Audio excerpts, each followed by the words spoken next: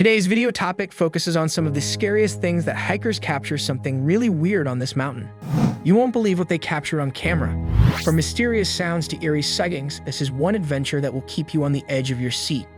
So sit back, relax, and get ready for a journey into the unknown as we explore what these hikers discovered on this mountain. Let's dive in. Cedar Fort, Utah. The following pictures you're about to see were taken by hikers Kelly Cashwell and John Stone, who both live in Eagle Mountain, Utah, a small town south of Salt Lake City. For the past few years, they had been exploring the forest in search of interesting things. And one day they found it. One day, Kelly was hiking in Cedar Fort, just 5 miles south of Salt Lake City. While hiking, she found large amounts of animal bones and piles of junk people had dumped. But things started to get strange when she started coming across strange symbols and animal parts scattered throughout the forest, some of them in weird formations. On September 15, she decided to bring her friend Josh along with her to show him in person the unusual thing she was finding. This time, the two came across something even more disturbing on the trail. There was a severed deer head and a pentagram surrounded by deer legs, which were not there the first time Kelly walked the trail. When you find things like this and dead by daylight mobile, it's best to get out of wherever you are in a hurry. The sun was going down, and after getting their pictures, they agree it was time to head back to the car. But the more they walked, they realized they didn't recognize the path they were on. So they just start looking around for anything that could refresh their memory of where they were. But as it got dark out, they accepted that they were lost. With nothing but their phone flashlights to navigate, they started getting the feeling they were being watched. As they picked up their pace, the two started to hear the trees and bushes moving at least 20 feet to their right, made more concerned by the fact that there was no wind that night. The two started to panic and hurried onto a trail they found, hoping you would take them back to Kelly's car. Just when things couldn't seem to get any worse, Kelly and Josh heard her scream so deep and horrific that it sounded neither human nor animal. The two sprinted down the trail. Kelly made a conscious effort not to look back, but Josh did. And Josh claimed to see a large black figure on the trail behind them, too big to be a human, to make it to the car by some stroke of luck, losing whatever was chasing them. So they left the forest and went straight home. Upon doing research, Kylie found documents of common cult practices reported in those woods, as well as numerous murders and disappearances that have been in the area throughout the years. Like Ethan and Danny in the first story, Kelly has not returned since. The voices. In 2014, a named Ethan and his wife Danny were spending a weekend together on Vancouver Island, which they have many times before. The couple has a lot of experience on the island and just camping in general. Vancouver Island provides an optimal camping setting because of its mix of scenic beaches and densest. The couple had many successful camping trips on the islands, until some terrifying happened to them on their final outing on the islands. Ethan and Danny were far from any roads or civilization, enjoying the solitude.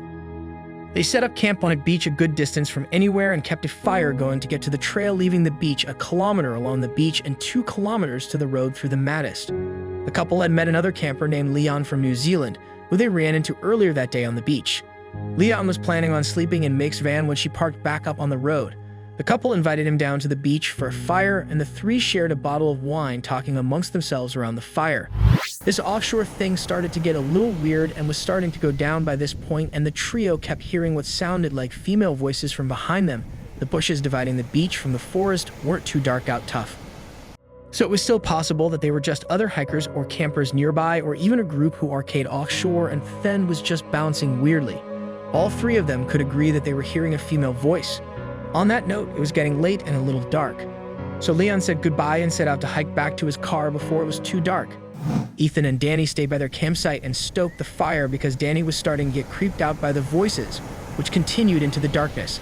Scanned under the 2 female voices speaking, but whatever was being said, it was unintelligible. It sounded to the couple like the voices were not far beyond the agreement line now.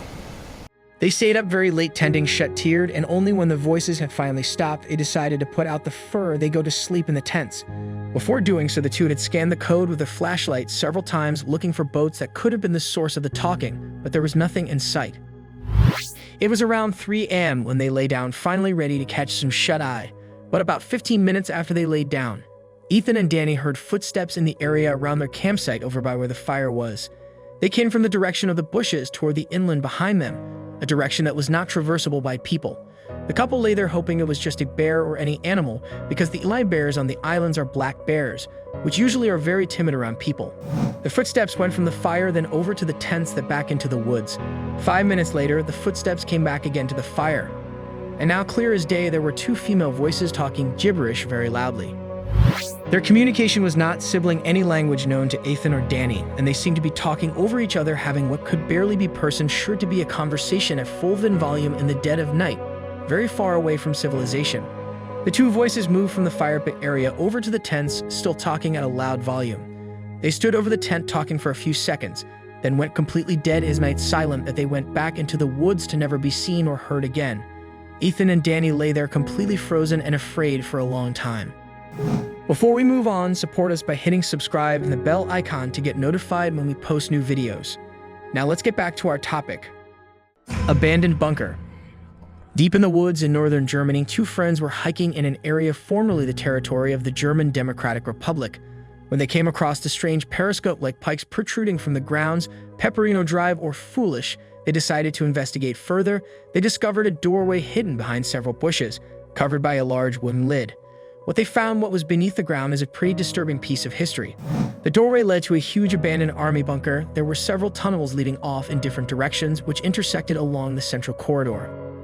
There were so many different directions to go that exploring the place felt like going through a maze to the two friends. They tried not to stray far from each other in fear of getting lost.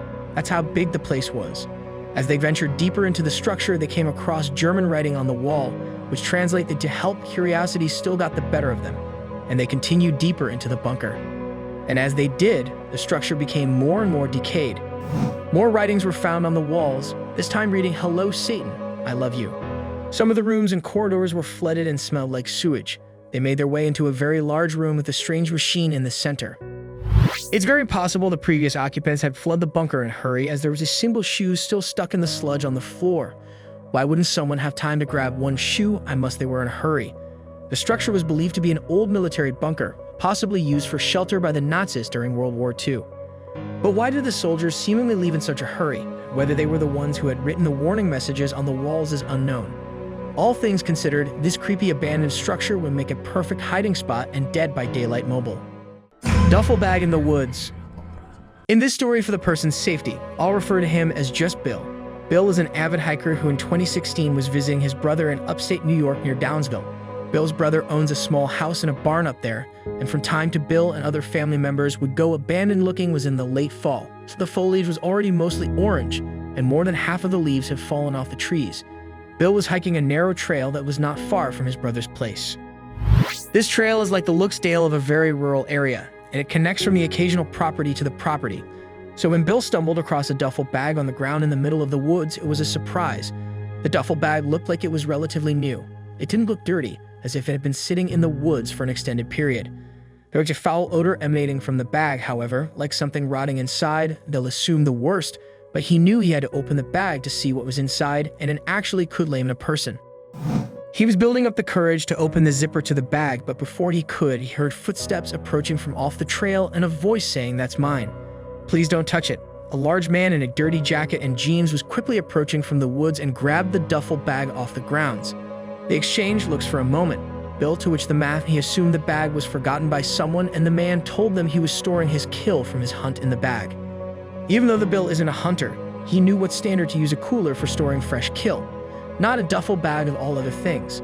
This also wouldn't explain the foul smell so soon, as usually dead bows die only start to smell after a few days, not right after death. So he apologized and continued walking down the trail with a little more speed in his step. It's likely the man noticed Bill's nervousness because he heard the duffel bag get dropped on the floor as he was walking away. But as he looked back, he didn't see the man anymore. So that's it. Please like, share, and comment with your thoughts below if you like this video. Remember to subscribe to see our next video. Stay safe, and we will be back soon with another video.